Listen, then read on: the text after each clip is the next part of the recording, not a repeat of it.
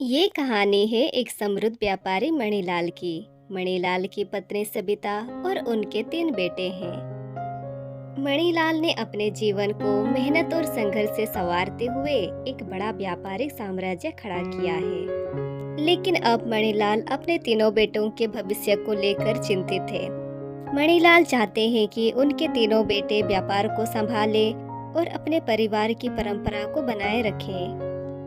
एक दिन सुबह मणिलाल बैठा हुआ था और सोचने में लगा था आखिर उसका व्यवसाय उसके तीनों बेटे अच्छे से संभाल पाएंगे या फिर नहीं।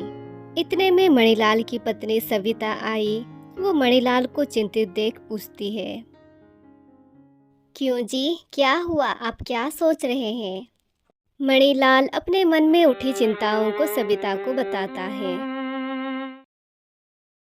सबिता मणिलाल की बात सुन कहती है, बात तो आप एकदम सही कह रहे हैं जी।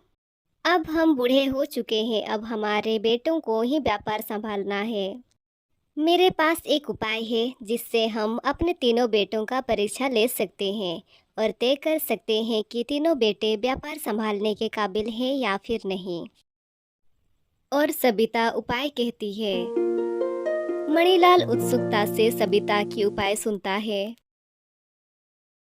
फिर अगले सुबह मणिलाल और सबिता अपने तीनों बेटों को बुलाते हैं। मणिलाल अपने तीनों बेटों से कहता है, मैं और तुम्हारी माँ हम दोनों एक लंबी यात्रा पे जा रहे हैं। मैं तुम तीनों को चुनौती देना चाहता हूँ। जो भी इस चुनौती पर खड़ा उतरेगा वो मेरा व्यापार का उत्तराधिकारी बनेगा। तीनों बेटे बड़े ही आश्चर्य से अपने पिताजी को देख रहे होते हैं और वो तीनों अपने पिताजी की चुनौती को स्वीकार करते हैं। मणिलाल ने तीनों बेटों को एक एक करके अपने 5,000 सिक्के दिए और कहा, जो बेटा इन सिक्कों का सबसे अच्छा उपयोग करेगा वही उसका उत्तराधिकारी बनेगा। तीनों बेटे अपने पिताजी की बात सुन हैरान थे, लेकिन वो अपने पिताजी की बात शांत होकर सुन रहे थे।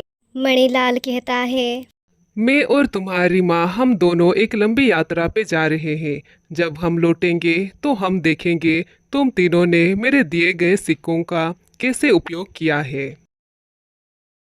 सबिता कहती है, बच्चों अपना ख्याल रखना और अपने हिस्से का सही इस्तेमाल करना। ये कहते हुए दोनों यात्रा पर जाते हैं। वो तीनों अपने अपने हिस्से को लेकर अपने काम करने में लग जाते हैं।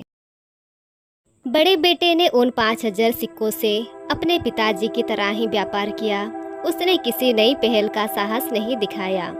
उसने उन 5,000 सिक्कों से नई चीजें खरीदी और बेची। जब उसने ऐसा किया तो उसे और 5,000 का मुनाफा हुआ और वो ऐसे ही करता रहा जब तक उसके पिताजी लौट नहीं आए। लेकिन दूसरे बेटे ने कुछ नई योजनाएं अपनाई और क्रांतिकारी बदलाव किया। उसने 2,500 सिक्कों से अपने पिताजी की तरह ही व्यापार किया और बाकी के 2,500 सिक्कों से खेत खरीदा और कुएं बनवाए और खेती की, जिससे उसे बहुत मुनाफा हुआ। उसने उन 5,000 सिक्कों से 5 गुना ज्यादा लाभ कमाया।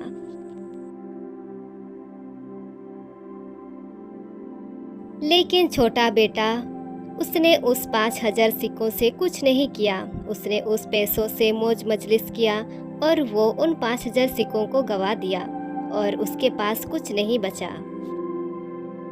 कुछ महीनों बाद मणिलाल और सबिता वापस आए। वापस आते ही तीनों बेटों को बुलाया।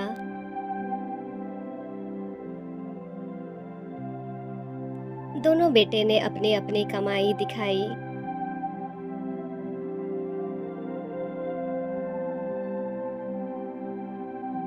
लेकिन तीसरे बेटे ने उन 5,000 सिक्कों का सही उपयोग नहीं किया था। उसके पास अपने पिताजी को देने के लिए कुछ भी नहीं था।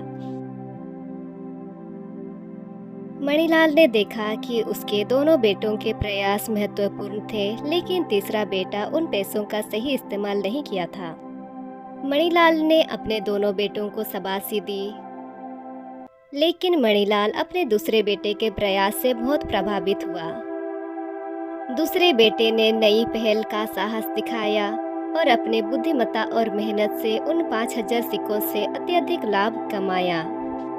मणिलाल ने अपने दोनों बेटों को अपनी अपनी काबिलियत के हिसाब से व्यापार सौंप दी और छोटे बेटे को खुद से मेहनत करने की और पैसों का महत्व समझने की सलाह दी और छोटे बेटे को अपने व्यापार से कुछ भी नहीं दिया।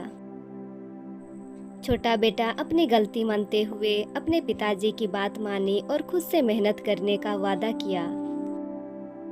इस तरह मणिलाल की दूरदर्शिता और उसकी चुनौती ने न केवल व्यापार को नया जीवन दिया, बल्कि उसके बेटों को भी सिखाया कि सफलता की सबसे बड़ा रहस्य मेहनत, समर्पण और नवीनता में छिपा है।